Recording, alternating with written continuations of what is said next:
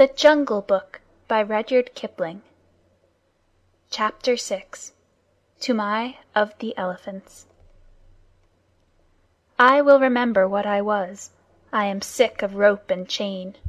I will remember my old strength and all my forest affairs. I will not sell my back to man for a bundle of sugar cane. I will go out to my own kind, and the wood folk in their lairs. I will go out until the day, until the morning break, out to the wind's untainted kiss, the water's clean caress. I will forget my ankle ring and snap my picket stake. I will revisit my lost loves and playmates masterless. Kala Nag, which means black snake, had served the Indian government in every way that an elephant could serve it for 47 years, and as he was fully 20 years old when he was caught, that makes him nearly 70, a ripe age for an elephant. He remembered pushing, with a big leather pad on his forehead, at a gun stuck deep in mud, and that was before the Afghan War of 1842, and he had not then come to his full strength. His mother, Radha Pyari, Radha the Darling, who had been caught in the same drive with Kala Nag, told him, before his little milk tusks had dropped out, that elephants who were afraid always got hurt. And Kala Nag knew that that advice was good, for the first time that he saw a shell burst he backed, screaming, into a stand of piled rifles, and the bayonets pricked him in all his softest places. So before he was 25 he gave up being afraid, and so he was the best loved and the best looked after elephant in the service of the government of India. He had carried tents, 1,200 pounds weight of tents, on the march in Upper India. He had been hoisted into a ship at the end of a steam crane, and taken for days across the water, and made to carry a mortar on his back in a strange and rocky country very far from India, and had seen the Emperor Theodore lying dead in Magdala, and had come back again in the steamer entitled, so the soldiers said, to the Abyssinian War Medal. He had seen his fellow elephants die of cold and epilepsy, and starvation and sunstroke up at a place called Ali Masjid, 10 years later, and afterwards he had been sent down thousands of miles south to haul and pile big balks of teak in the timber yards at Moulmein. There he had half killed an insubordinate young elephant who was shirking his fair share of work. After that he was taken off timber hauling and employed, with a few score other elephants who were trained to the business, in helping to catch wild elephants among the Garo hills. Elephants are very strictly preserved by the Indian government. There is one whole department which does nothing else but hunt them, and catch them, and break them in, and send them up and down the country as they are needed for work. Kala Nag stood 10 fair feet at the shoulders, and his tusks had been cut off short at 5 feet, and bound round the ends, to prevent them splitting, with bands of copper. But he could do more with those stumps than any untrained elephant could do with the real sharpened ones. When, after weeks and weeks of cautious driving of scattered elephants across the hills, the 40 or 50 wild monsters were driven into the last stockade, and the big drop gate, made of tree trunks lashed together, jarred down behind them, Kala Nag, at the word of command, would go into that flaring, trumpeting pandemonium, generally at night when the flickering of the torches made it difficult to judge distances, and, picking out the biggest and wildest tusker of the mob, would hammer him and hustle him into quiet, while the men on the backs of the other elephants roped and tied the smaller ones. There was nothing in the way of fighting that Kala Nag, the old wise black snake, did not know, for he had stood up more than once in his time to the charge of the wounded tiger, and, curling up his soft trunk to be out of harm's way, had knocked the springing brute sideways in mid-air with a quick sickle cut of his head, that he had invented all by himself, had knocked him over, and kneeled upon him with his huge knees till the life went out with a gasp and a howl, and there was only a fluffy striped thing on the ground for Kala Nag to pull by the tail. "Yes," said Big Toomai, his driver, the son of Black Toomai who had taken him to Abyssinia, and grandson of Toomai of the Elephants who had seen him caught. "There is nothing that the black snake fears except me. He has seen 3 generations of us feed him and groom him, and he will live to see 4. "He is afraid of me also," said Little Toomai, standing up to his full height of 4 feet, with only one rag upon him. He was 10 years old, the eldest son of Big Toomai, and according to custom he would take his father's place on Kala Nag's neck when he grew up, and would handle the heavy iron ankus, the elephant goad, that had been worn smooth by his father and his grandfather and his great-grandfather. He knew what he was talking of, for he had been born under Kala Nag's shadow, had played with the end of his trunk before he could walk, had taken him down to water as soon as he could walk, and Kala Nag would no more have dreamed of disobeying his shrill little orders than he would have dreamed of killing him on that day when Big Toomai carried the little brown baby under Kala Nag's tusks and told him to salute his master that was to be. "Yes," said Little Toomai, "he is afraid of me." And he took long strides up to Kala Nag, called him a fat old pig, and made him lift up his feet one after the other. "Hwah!" said Little Toomai, "thou art a big elephant." And he wagged his fluffy head, quoting his father. "The government may pay for elephants, but they belong to us mahouts. When thou art old, Kala Nag, there will come some rich Rajah, and he will buy thee from the government, on account of thy size and thy manners, and then thou wilt have nothing to do but to carry gold earrings in thy ears, and a gold howdah on thy back, and a red cloth covered with gold on thy sides, and walk at the head of the processions of the king. Then I shall sit on thy neck, O Kala Nag, with a silver ankus, and men will run before us with golden sticks, crying, 'Room for the king's elephant!' That will be good, Kala Nag, but not so good as this hunting in the jungles." "Humph!" said Big Toomai. "Thou art a boy, and as wild as a buffalo calf. This running up and down among the hills is not the best government service. I am getting old, and I do not love wild elephants. Give me brick elephant lines, one to stall each elephant, and big stumps to tie them safely, and flat, broad roads to exercise upon, instead of this come-and-go camping. Aha! The Cawnpore barracks were good. There was a bazaar close by, and only 3 hours' work a day." Little Toomai remembered the Cawnpore elephant lines, and said nothing. He very much preferred the camp life, and hated those broad, flat roads, with the daily grubbing for grass in the forage reserve, and the long hours when there was nothing to do except watch Kala Nag fidgeting in his pickets. What Little Toomai liked was to scramble up bridle paths that only an elephant could take, the dip into the valley below, the glimpses of the wild elephants browsing miles away, the rush of the frightened pig and peacock under Kala Nag's feet, the blinding warm rains when all the hills and valleys smoked, the beautiful misty mornings when nobody knew where he would camp that night, the steady, cautious drive of the wild elephants, and the mad rush and blaze and hullabaloo of the last night's drive, when the elephants poured into the stockade like boulders in a landslide, found that they could not get out, and flung themselves at the heavy posts only to be driven back by yells and flaring torches and volleys of blank cartridge. Even a little boy could be of use there, and Toomai was as useful as 3 boys. He would get his torch and wave it, and yell with the best. But the really good time came when the driving out began, and the Keddah, that is, the stockade, looked like a picture of the end of the world, and men had to make signs to one another because they could not hear themselves speak. Then Little Toomai would climb up to the top of one of the quivering stockade posts, his sun-bleached brown hair flying loose all over his shoulders, and he looking like a goblin in the torchlight. And as soon as there was a lull, you could hear his high-pitched yells of encouragement to Kala Nag, above the trumpeting and crashing and snapping of ropes, and groans of the tethered elephants. "Mail! Mail, Kala Nag!" Go on, Black Snake!" "Danto!" Give him the tusk. "Somalo! Somalo!" Careful, careful! "Maro! Mar!" Hit him! "Mind the post!" "Array! Hi! Yai!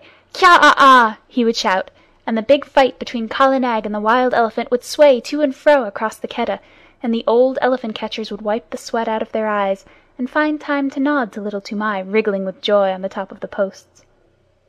He did more than wriggle. One night he slid down from the post and slipped in between the elephants, and threw up the loose end of a rope which had dropped to a driver who was trying to get a purchase on the leg of a kicking young calf. Calves always give more trouble than full-grown animals. Kala Nag saw him, caught him in his trunk, and handed him up to Big Toomai, who slapped him then and there and put him back on the post.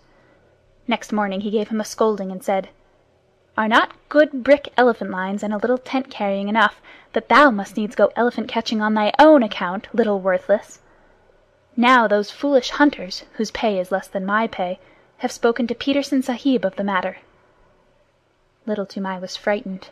He did not know much of white men, but Petersen Sahib was the greatest white man in the world to him.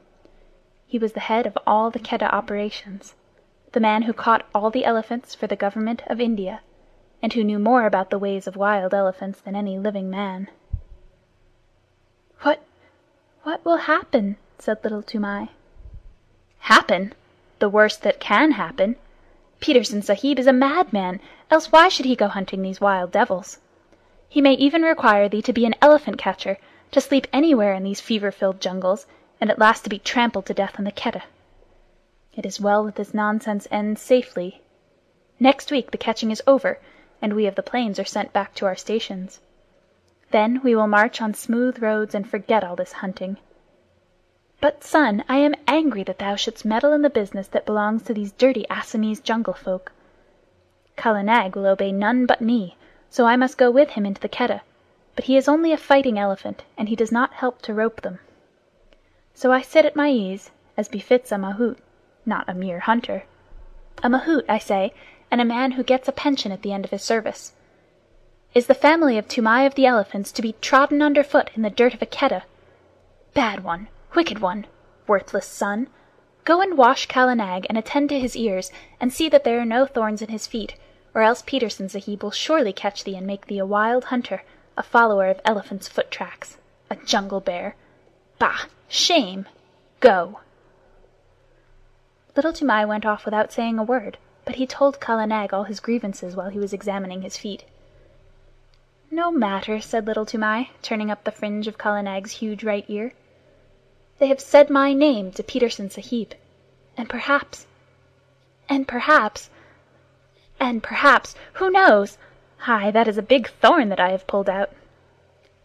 The next few days were spent in getting the elephants together, in walking the newly caught wild elephants up and down between a couple of tame ones to prevent them giving too much trouble on the downward march to the plains, and in taking stock of the blankets and ropes and things that had been worn out or lost in the forest.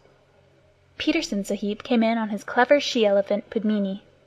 He had been paying off other camps among the hills, for the season was coming to an end, and there was a native clerk sitting at a table under a tree to pay the drivers their wages.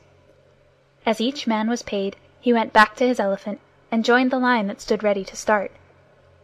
The catchers and hunters and beaters, the men of the regular Quetta, who stayed in the jungle year in and year out, sat on the backs of the elephants that belonged to Petersen Sahib's permanent force, or leaned against the trees with their guns across their arms, and made fun of the drivers who were going away, and laughed when the newly caught elephants broke the line and ran about.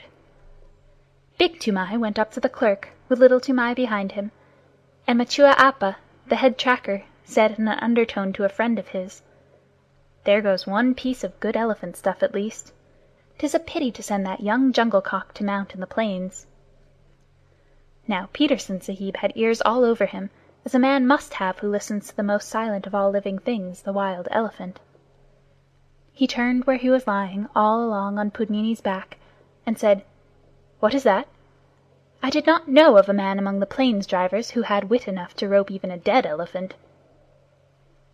"This is not a man, but a boy. He went into the Quetta at the last drive, and threw Barmao there the rope when we were trying to get that young calf with the blotch on his shoulder away from his mother." Machua Appa pointed at Little Toomai, and Petersen Sahib looked, and Little Toomai bowed to the earth. "He throw a rope? He is smaller than a picket pin. Little one, what is thy name?" said Petersen Sahib. Little Toomai was too frightened to speak, but Kala Nag was behind him, and Toomai made a sign with his hand, and the elephant caught him up in his trunk and held him level with Pudmini's forehead, in front of the great Petersen Sahib. Then Little Toomai covered his face with his hands, for he was only a child, and except where elephants were concerned, he was just as bashful as a child could be. "Oho!" said Petersen Sahib, smiling under his mustache. "And why didst thou teach thy elephant that trick? Was it to help thee steal green corn from the roofs of the houses when the ears are put out to dry?" "Not green corn, protector of the poor. Melons," said Little Toomai, and all the men sitting about broke into a roar of laughter. Most of them had taught their elephants that trick when they were boys. Little Toomai was hanging 8 feet up in the air, and he wished very much that he were 8 feet underground. "He is Toomai, my son, Sahib," said Big Toomai, scowling. "He is a very bad boy, and he will end in jail, Sahib." "Of that I have my doubts," said Petersen Sahib. "A boy who can face a full Keddah at his age does not end in jails. See, little one, here are 4 annas to spend on sweetmeats because thou hast a little head under that great thatch of hair. In time thou mayest become a hunter, too." Big Toomai scowled more than ever. "Remember, though, that Keddahs are not good for children to play in," Petersen Sahib went on. "Must I never go there, Sahib?" asked Little Toomai with a big gasp. "Yes." Petersen Sahib smiled again. "When thou hast seen the elephants dance, that is the proper time. Come to me when thou hast seen the elephants dance, and then I will let thee go into all the Keddahs." There was another roar of laughter, for that is an old joke among elephant catchers, and it means just never. There are great cleared flat places hidden away in the forests that are called elephants' ballrooms, but even these are only found by accident, and no man has ever seen the elephants dance. When a driver boasts of his skill and bravery, the other drivers say, "And when didst thou see the elephants dance?" Kala Nag put Little Toomai down, and he bowed to the earth again, and went away with his father, and gave the silver 4-anna piece to his mother, who was nursing his baby brother, and they all were put up on Kala Nag's back, and the line of grunting, squealing elephants rolled down the hill path to the plains. It was a very lively march on account of the new elephants, who gave trouble at every ford, and needed coaxing or beating every other minute. Big Toomai prodded Kala Nag spitefully, for he was very angry. But Little Toomai was too happy to speak. Petersen Sahib had noticed him and given him money, so he felt as a private soldier would feel if he had been called out of the ranks and praised by his commander-in-chief. "What did Petersen Sahib mean by the elephant dance?" he said, at last, softly to his mother. Big Toomai heard him and grunted, "That thou shouldst never be one of these hill buffaloes of trackers. That was what he meant. Oh, you in front, what is blocking the way?" An Assamese driver, 2 or 3 elephants ahead, turned round angrily, crying, "Bring up Kala Nag, and knock this youngster of mine into good behavior. Why should Petersen Sahib have chosen me to go down with you donkeys of the rice field? Lay your beast alongside, Toomai, and let him prod with his tusks. By all the gods of the hills, these new elephants are possessed, or else they can smell their companions in the jungle." Kala Nag hit the new elephant in the ribs and knocked the wind out of him, as Big Toomai said, "We have swept the hills of wild elephants at the last catch. It is only your carelessness in driving. Must I keep order along the whole line?" "Hear him," said the other driver. "We have swept the hills. Ho, ho! You are very wise, you plains people. Anyone but a mudhead who never saw the jungle would know that the drives are ended for the season. Therefore all the wild elephants tonight will... But why should I waste wisdom on a river turtle?" "What will they do?" Little Toomai called out. "Oh, hey, little one! Art thou there? Well, I will tell thee, for thou hast a cool head. They will dance, and it behooves thy father, who has swept all the hills of all the elephants, to double chain his pickets tonight." "What talk is this?" said Big Toomai. "For 40 years, father and son, we have tended elephants, and we have never heard such moonshine about dances." "Yes, but a plain man who lives in a hut only knows the 4 walls of his hut." "Well, leave thy elephants unshackled tonight and see what comes. As for the dancing, I have seen the place where... Bapri Bap! How many windings has the Dihang River? Here's another ford, and we must swim the calves. Stop still, you behind there." And in this way, talking and wrangling and splashing through the rivers, they made their first march to a sort of receiving camp for the new elephants.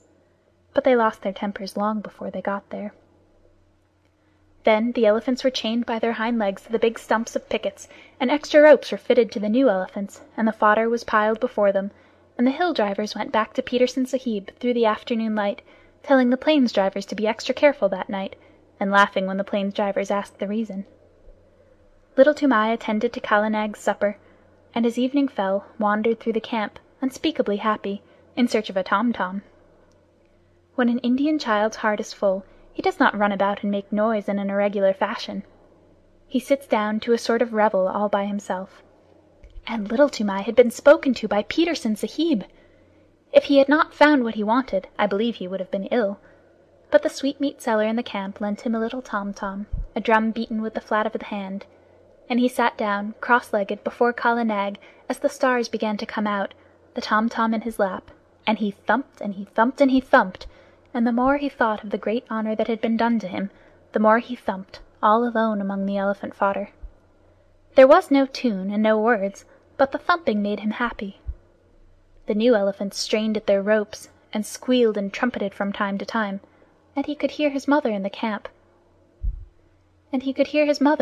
hut putting his small brother to sleep with an old, old song about the great god Shiv, who once told all the animals what they should eat.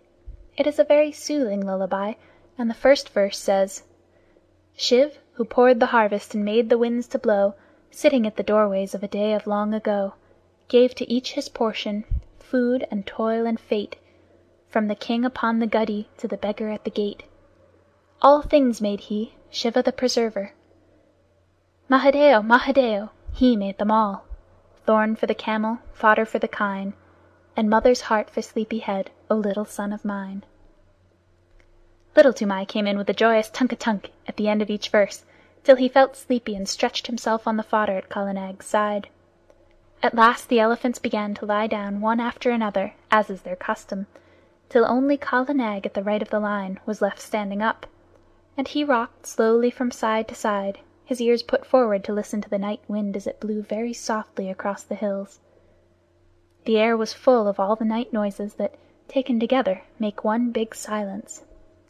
The click of one bamboo stem against the other, the rustle of something alive in the undergrowth, the scratch and squawk of a half-waked bird (birds are awake in the night much more often than we imagine), and the fall of water ever so far away.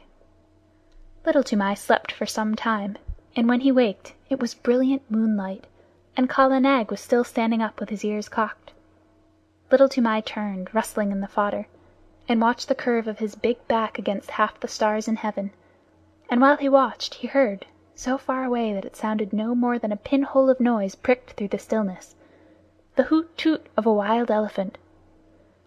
All the elephants in the line jumped up as if they had been shot, and their grunts at last waked the sleeping mahouts, and they came out and drove the picket pegs with big mallets, and tightened this rope and knotted that till all was quiet.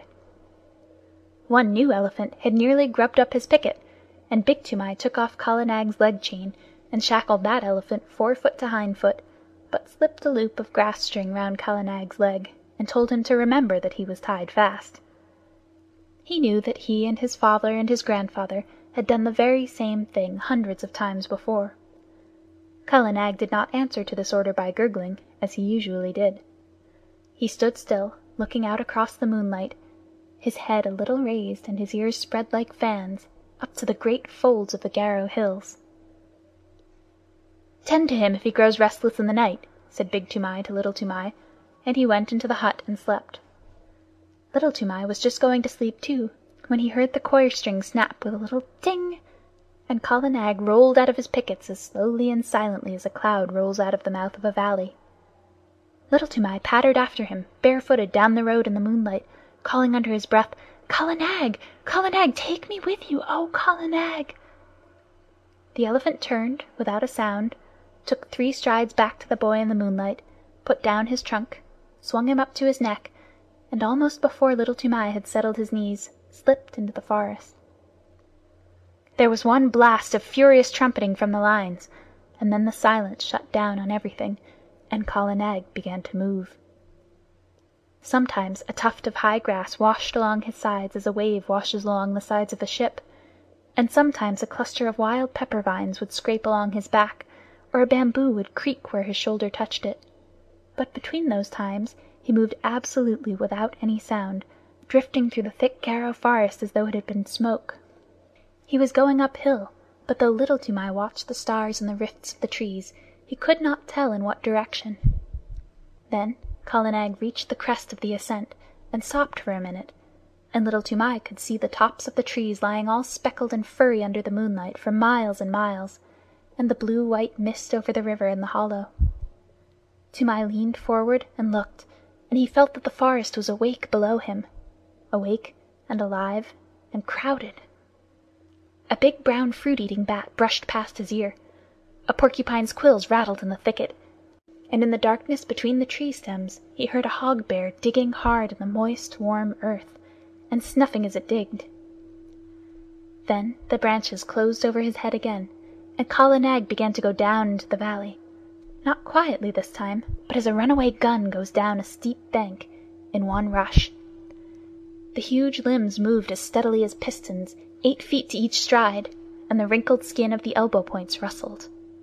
The undergrowth on either side of him ripped with a noise like torn canvas, and the saplings that he heaved away right and left with his shoulders sprang back again and banged him on the flank, and great trails of creepers, all matted together, hung from his tusks as he threw his head from side to side and ploughed out his pathway. Then Little Toomai laid himself down close to the great neck, lest a swinging bough should sweep him to the ground, and he wished that he were back in the lines again. The grass began to get squashy, and Kala Nag's feet sucked and squelched as he put them down, and the night mist at the bottom of the valley chilled Little Toomai. There was a splash and a trample, and the rush of running water, and Kala Nag strode through the bed of a river, feeling his way at each step. Above the noise of the water, as it swirled round the elephant's legs, Little Toomai could hear more splashing and some trumpeting both upstream and down. Great grunts and angry snortings, and all the mist about him seemed to be full of rolling, wavy shadows.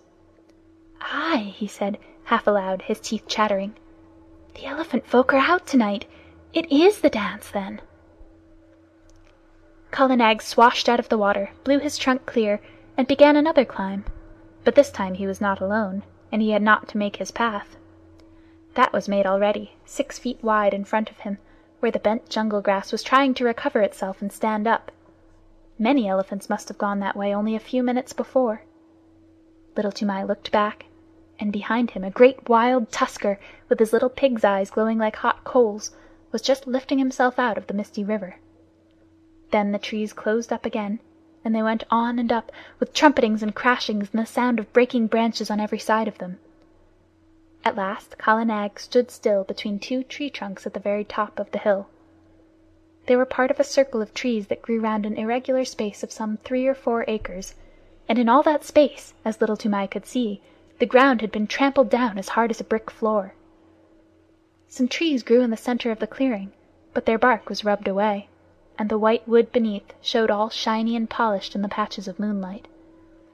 There were creepers hanging from the upper branches, and the bells of the flowers of the creepers, great waxy white things like convolvuluses, hung down fast asleep, but within the limits of the clearing there was not a single blade of green, nothing but the trampled earth.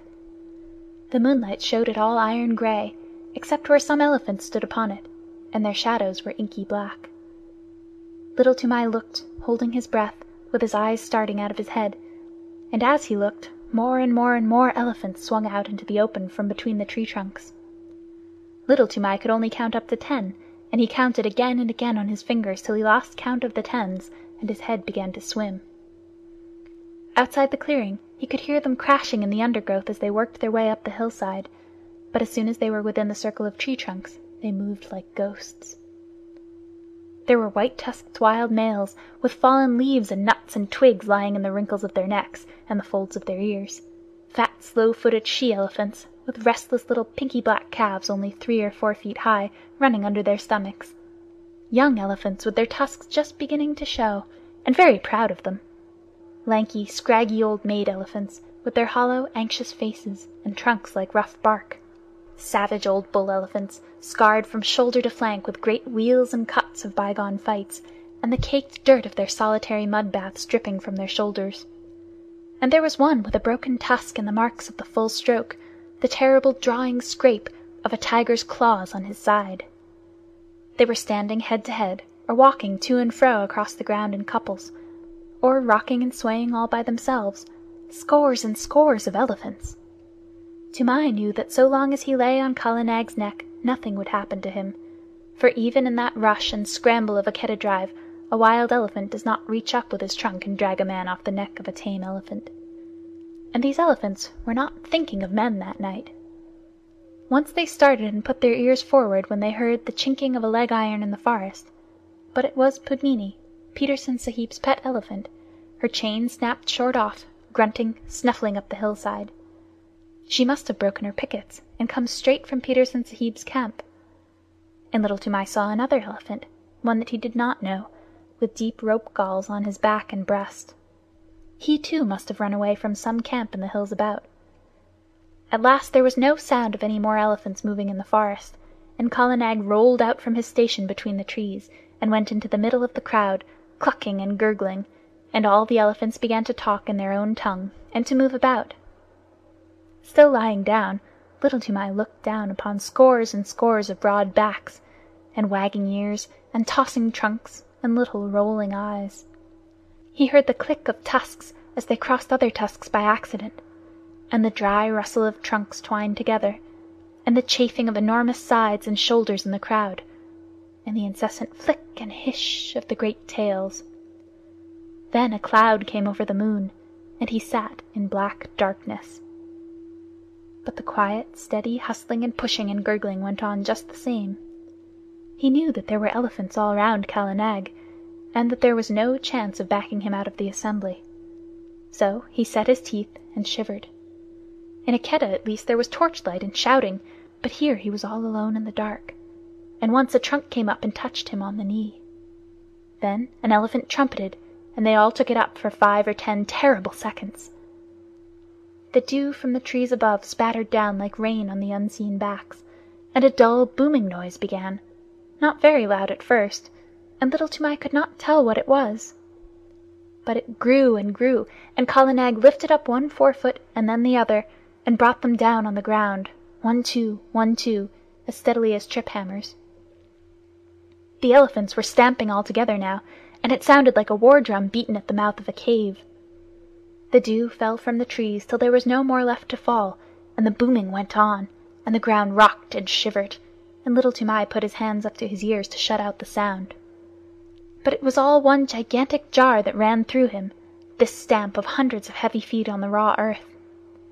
Once or twice he could feel Kala Nag and all the others surge forward a few strides, and the thumping would change to the crushing sound of juicy green things being bruised. But in a minute or two the boom of feet on hard earth began again. A tree was creaking and groaning somewhere near him. He put out his arm and felt the bark, but Kala Nag moved forward, still tramping, and he could not tell where he was in the clearing. There was no sound from the elephants, except once, when 2 or 3 little calves squeaked together. Then he heard a thump and a shuffle, and the booming went on. It must have lasted fully 2 hours, and Little Toomai ached in every nerve, but he knew by the smell of the night air that dawn was coming. The morning broke in one sheet of pale yellow behind the green hills, and the booming stopped with the first ray, as though light had been in order. Before Little Toomai had gotten the ringing out of his head, before even he had shifted his position, there was not an elephant in sight except Kala Nag, Pudmini, and the elephant with the rope galls, and there was neither sign nor rustle nor whisper down the hillsides to show where the others had gone. Little Toomai stared again and again. The clearing, as he remembered it, had grown in the night. More trees stood in the middle of it, but the undergrowth and the jungle grass at the sides had been rolled back. Little Toomai stared once more. Now he understood the trampling. The elephants had stamped out more room, had stamped the thick grass and juicy cane to trash, the trash into slivers, the slivers into tiny fibers, and the fibers into hard earth. "Wah!" said Little Toomai, and his eyes were very heavy. "Kala Nag, my lord, let us keep by Pudmini and go back to Petersen Sahib's camp, or I shall drop from thy neck." The third elephant watched the 2 go away, snorted, wheeled round, and took his own path. He may have belonged to some little native king's establishment, 50 or 60 or 100 miles away.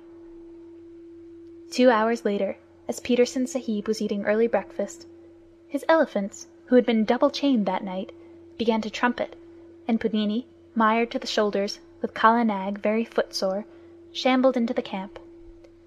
Little Toomai's face was gray and pinched, and his hair was full of leaves and drenched with dew, but he tried to salute Petersen Sahib and cried faintly, "The dance! The elephant dance! I have seen it, and I die!" As Kala Nag sat down, he slid off his neck in a dead faint. But since native children have no nerves worth speaking of, in 2 hours he was lying very contentedly in Petersen Sahib's hammock, with Petersen Sahib's shooting coat under his head, and a glass of warm milk, a little brandy, with a dash of quinine inside him. And while the old, hairy, scarred hunters of the jungle sat 3 deep before him, looking at him as though he were a spirit, he told his tale in short words, as a child will, and wound up with, "Now, if I lie in one word, send men to see, and they will find that the elephant folk have trampled down more room in their dance-room, and they will find 10 and 10 and many times 10 tracks leading to that dance-room. They made more room with their feet. I have seen it. Kala Nag took me, and I saw. Also Kala Nag is very leg-weary." Little Toomai laid back and slept all through the long afternoon and into the twilight. And while he slept, Petersen Sahib and Machua Appa followed the track of the 2 elephants for 15 miles across the hills. Petersen Sahib had spent 18 years in catching elephants, and he had only once before found such a dance place. Machua Appa had no need to look twice at the clearing to see what had been done there, or to scratch with his toe in the packed, rammed earth. "The child speaks the truth," said he. "All this was done last night, and I have counted 70 tracks crossing the river. See, Sahib, where Pudmini's leg-iron cut the bark of that tree. Yes, she was there too." They looked at one another, and up and down, and they wondered, for the ways of the elephants are beyond the wit of any man, black or white, to fathom. 40 years and 5, said Machua Appa, have I followed my lord the elephant, but never have I heard that any child of man had seen what this child has seen.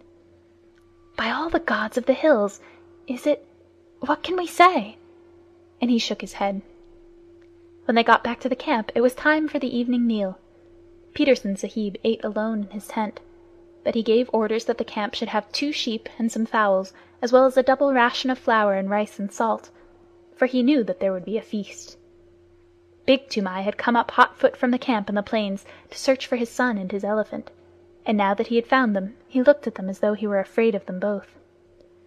And there was a feast by the blazing camp-fires in front of the lines of picketed elephants, and Little Toomai was the hero of it all.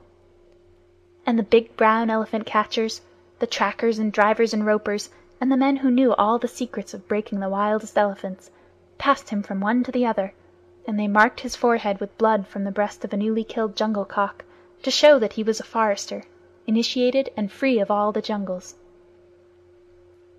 And at last, when the flames died down and the red light of the logs made the elephants look as though they had been dipped in blood too, Machua Appa, the head of all the drivers and all the Keddas, Machua Appa, Petersen Sahib's other self, who had never seen a made road in 40 years, Machua Appa, who was so great that he had no other name than Machua Appa, leaped to his feet with Little Toomai held in the air above his head and shouted, "Listen, my brothers!